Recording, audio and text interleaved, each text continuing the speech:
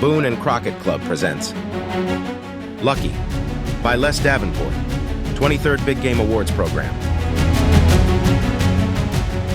Lady Luck often seems fickle, but in reality she tends to favor those who most deserve a shot of good fortune.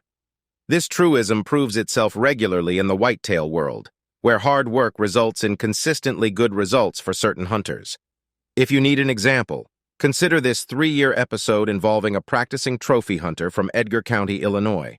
An antlered deer charged onto Route 1 during an early fall evening in 1992. Brakes locked, tires screeched, and everything not affixed inside Ernie Heyer's vehicle hit the floorboards. He barely avoided the whitetail, whose antler configuration was permanently etched in his memory. "Nice young buck," thought Ernie as he regained composure. "Thank God I didn't hit him."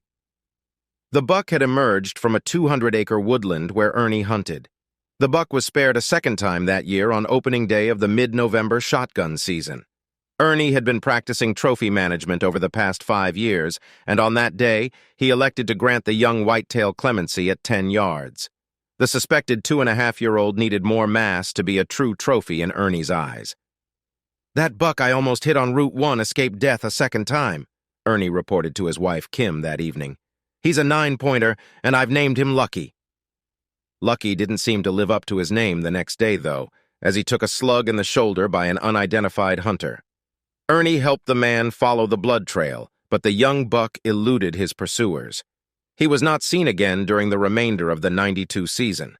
Twice, in 1993, Ernie had Lucky just out of range in the ebbing light of archery hunts. He noticed the deer's rack carried slightly more mass and width. Even though the overall symmetry still seemed good, the antlers appeared somewhat different from those he had seen the prior year. Lucky was growing more nocturnal. It was suspected that he bedded on a large block of undeveloped acreage during daylight hours. Ernie still hunted the waist-high cover on opening day of the '93 firearms season, and as expected, Lucky bounded from the tall grass and crossed Route 1. The big whitetail trod through a homeowner's front yard and into a small, protected thicket. A running shot was possible, but Ernie, a respectful sportsman, refused the offering for fear of wounding the buck. Ernie figured that if Lucky was pressured and crossed Route 1 again during the second slug season 2 weeks later, possibly he could be caught in transit. He repositioned his tree stand in preparation for such an occurrence. 2 hunters from another party foiled the scheme, however, by pushing Lucky in the opposite direction. One of the hunters fired a chancy shot and hit the buck. Again, Ernie assisted in following the blood trail, and Lucky stopped a second slug in a hind leg during that stalk. The seemingly invincible buck still refused to go down. Lucky was injured, but not mortally, and was seen later. By legal quitting time that day, everyone but Ernie had long since given up the chase. The hunter unloaded his gun and stepped across a fence to head homeward, at which time Lucky popped out of a grass patch only 15 feet away and trotted out of sight. Lucky was sure the perfect name for that darned deer, Ernie thought. Ernie caught a glimpse of his quarry in late December, and the buck appeared to be in good health. Cleft hoof prints were found on Lucky's usual trails. Apparently, they were the result of the wounding incident. It surprised Ernie that Lucky had not permanently relocated to a less pressured property. The hoof print showed up again during Ernie's 1994 mushroom hunt. Lucky's rodent-chewed left-side shed antler also was found by the hunter that spring. Harvesting this tough whitetail became even more of a priority, as he was now clearly a trophy-class buck. The early part of the 1994 bow season turned out warm and uneventful. Ernie saw Lucky twice before the rut, once at sunrise and once at sunset.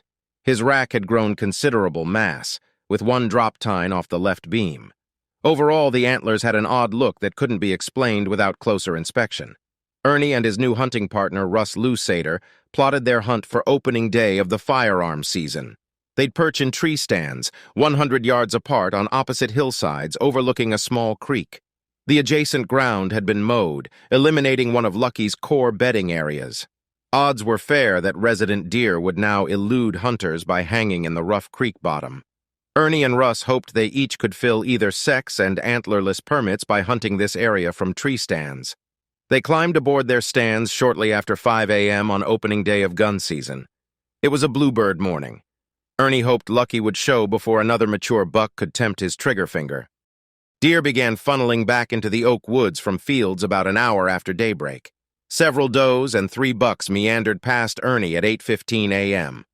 Some of the deer walked across the creek toward Russ.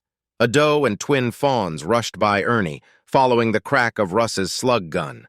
It had been decided that only a wounding would cause either hunter to leave his stand and request the other's help. There was no sign of Russ by 9 a.m., reasonably assuring Ernie that his friend had made a clean kill. The doe and twins eventually bedded in knee-high grass about 75 yards away from Ernie, who watched them for an hour. Suddenly, all 3 deer rose in unison and bounded for thicker cover. Something had spooked them.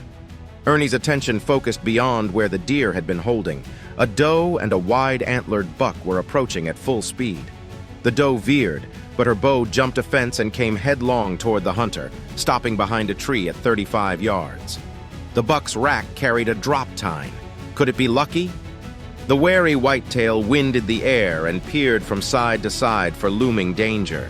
His huge antlers swiveled like scanning radar. Ernie's Remington 20-gauge wingmaster spoke once as the buck stepped into full view, but there was no apparent reaction from the buck, so the hunter fired twice more as the trophy bolted. The final shot upended him. Innumerable tines buried themselves deep in the mud. It was an incredible sight to behold, Ernie remembers. Russ knew something big had gone down when he heard his partner let out a holler and whistle. Soon afterward, the 2 friends met near the creek and congratulated each other. Russ had filled an antlerless permit, and Ernie's dream had come true. They recapped the morning on the way to visit the elusive Route 1 buck's final resting place. Lucky was lucky no more. Lucky's eye guards are his antlers' most eye-catching antler features. The right and left G1s measure 10 and 2/8 and 9 inches respectively, and sport 8 matching sticker points, tallying more than 25 inches total. Jetting straight forward like saw teeth, the G1 stickers give Lucky a unique appearance. It is likely that leg wounds on opposing sides caused the balanced growth of abnormal points on this strange rack. Why the typical frame grew symmetrically, unaffected by the injuries, remains a whitetail mystery. We can only guess what Lucky's typical rack might have gained in inches had he not been wounded earlier in life. One has to wonder, could Lucky have been a world's record typical in the making? Thank you for listening. And if you enjoy content like this, please share it with a friend. You can find even more stories here, or visit boone-crockett.org to see associated pictures and score charts. And as always, thank you for supporting the Boone and Crockett Club.